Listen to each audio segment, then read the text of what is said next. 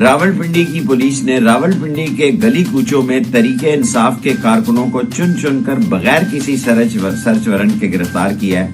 اور 70-80 ورکروں کو گرفتار کر کے لے گئی ہے۔ میں جہاں حسام نیازی اور بول کے صدیق جان کی مذمت کرتا ہوں، وہاں ان بے گناہ اور بے ضرر اور سیاسی ورکروں کو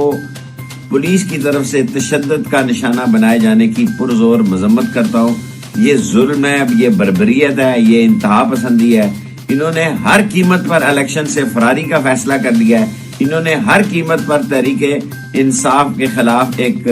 زبردست کریک ڈاؤن شروع کر دیا ہے، لیکن انشاءاللہ تعالی ہمارے حوصلے بلند ہیں، ہمارے جذبے بلند ہیں، اور کل کے جلسے کو بھی ہم ایک تاریخی جلسہ بنائیں گے۔ اور یہ جتنے لوگ گرفتار ہوئے ہیں، میں ان سب کی پرزور مذمت کرتا ہوں، اور میں اپنے لوگوں سے کہوں گا کہ احتیاط برتیں، ادھر ادھر ہو جائیں، اور پاکستان کے لیے، عمران خان کے لیے، اور اس ملک کے لیے، اور پاکستان کے احساسوں کی دفاع کے لیے دل اور جان کی بازی لگانے کے لیے تیار ہو جائیں۔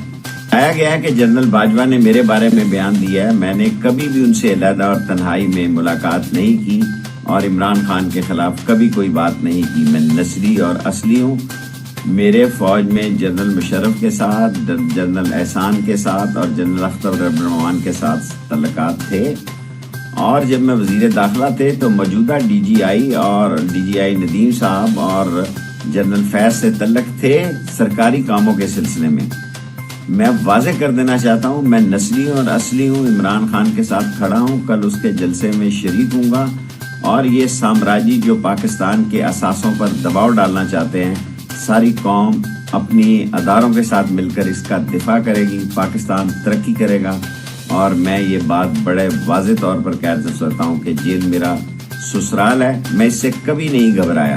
اور میں نے ایک خط لکھا ہے کہ مجھے 27 تاریخ کے بعد میری جان کو بھی خطرہ ہے 9 افراد سے، کیونکہ میرا پیچھا کیا جاتا ہے، اور یہ میں نے تحریر لکھ کر چھوڑ دی ہے تاکہ اگر میری ذات کو کوئی نقصان پہنچے تو ان 9 لوگوں کو قابل تفتیش کیا جائے۔ پاکستان زندہ باد۔